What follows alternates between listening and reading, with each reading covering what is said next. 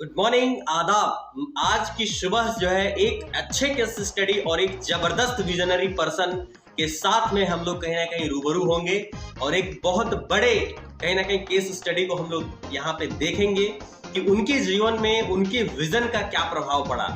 तो मैं वहाँ आज जो है आपको बहुत बड़ी एक कहानी से रूबरू कराना चाहता हूँ। एक ऐसे व्यक्ति से मैं रूबरू आपसे कराना चाहता हूँ जो विजन का बादशाह एक तरीके से माना गया है और उसके पास जो है बहुत बड़ा विजन था। इस वजह से आज लोग जो है कहीं ना कहीं उसका लुत्फ उठा रहे हैं। जी हाँ, मैं बात कर रहा हूँ एक ऐसी शख्सियत के बारे में जिन्होंने अपने उनका जो जन्म हुआ था वो जो है 28 दिसंबर 1932 में जन्म हुआ था और लगभग वो 69 साल में डेथ कर गए। 2002 में जो है उनका डेथ हुआ। वो व्यक्ति बहुत ही एक तरीके से देखा जाए तो पिछड़े वर्ग से आते थे। वो व्यक्ति बहुत बड़े एक पिछड़े फैमिली से थे। यूँ कह सकते हैं कि चिथड़े जो है एक फैमिली कह सकते हैं, तरीके से कह सकते हैं। इतने हम्बल और इतने बैक के बैकग्राउंड से आते हुए व्यक्ति एक अपने बिजनेस को कैसे स्टार्टअप करता है और कैसे आगे तक लेके जाता है अपने विजन के दम पे, इस कहानी में हम उसका कहीं ना कहीं समावेश करेंगे। इस केस स्टडी में कहीं ना कहीं हम समावेश करेंगे। पहली चीज़ तो यह है कि भारत के एक नॉर्मल राज्य से, नॉर्मल देश से कहीं ना कहीं एक तरीके से भारत देखा जाए तो एक विकासशील देश है। इसमें एक बहुत बड़े कहीं ना कहीं विजनरी व्यक्ति का होना, एक बहुत बड़े बिजनेस टाइकून का होना बहुत बड़ी बात है। जी हाँ, हम बात कर रहे हैं एक ऐसी शख्सियत जिनका नाम है धीरज लाल हीरालाल अंबानी उर्फ धीरू भाई अंबानी की बात हम कर रहे हैं। उनके जीवन से बहुत कुछ सीखने को मिलता है। उनके जीवन से बहुत सारी चीज़ें हम लोगों को सीखने को मिलती है। इंस्पिरेशनल स्टोरी रहती है उनका। कहीं ना कहीं उनके जीवन में बहुत ऐसी सारी घटनाएं हैं जिनको लेकर के कहीं ना कहीं लोग इंस्पायर्ड होते रहते हैं। एक्चुअली मैं उनके बारे में मैं बता दूं कि उन्होंने एक बहुत बड़ा विज़न देखा और उस विज़न को पूरा करने के लिए उन्होंने बहुत सारा स्ट्रगल किया। जब उन्होंने अपने बिजनेस का स्टार्टअप किया तो उन्होंने सबसे पहले अपने चचेरे भाई के साथ में, जिनका नाम जो है चंपक लाल था, चंपक लाल अंबानी, उनके साथ में उन्होंने स्टार्टअप किया। और एक टेलीफोन था, 2 कुर्सी थी और एक 350 वर्ग फीट का एक कमरा था। उससे उन्होंने कहीं ना कहीं एक स्टार्टअप किया।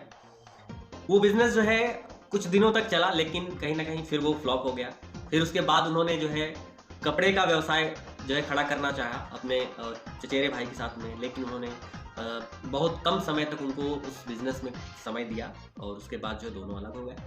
इसके बाद जो है धीरज लाल खुद ही कहीं ना कहीं अपने बिजनेस को एक्सपैंड करने के लिए मेहनत करने लगे और आगे चल के विमल ब्रांड को जो है उन्होंने डेवलप किया, जो कहीं ना कहीं उनके एक पारिवारिक नेम था, एक तरीके से कह सकते हैं। तो उसी को उन्होंने डेवलप किया, उस पर जो है अपना धंधा स्थापित किया।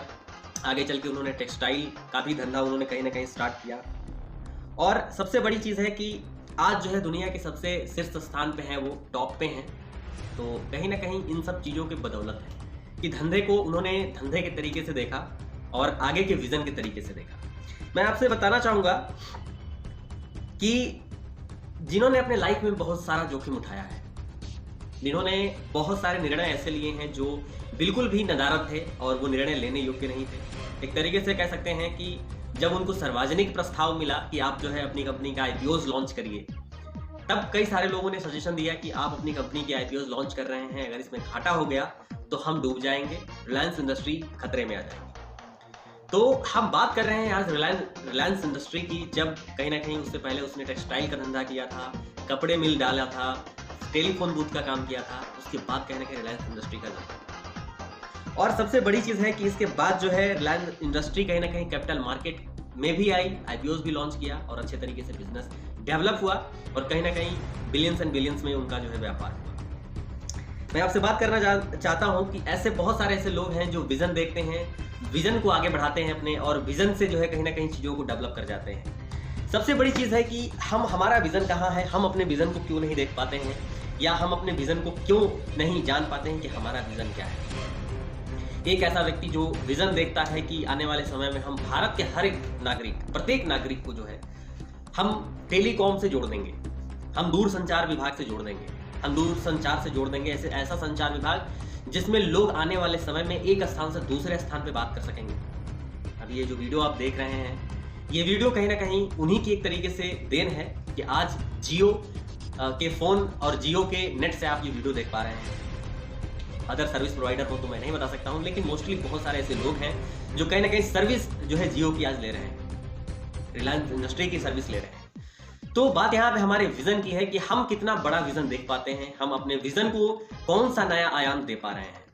क्योंकि लोग, बहुत सारे ऐसे लोग होते हैं जो लोग बोलते हैं कि क्या आप मुकेश अंबानी बन जाएंगे, क्या आप धीरू भाई अंबानी बन जाएंगे, क्या आप अनिल अंबानी बन जाएंगे। अंबानी जिसको बनना था या जो है वो तो ऑलरेडी हैं, वो बन चुके।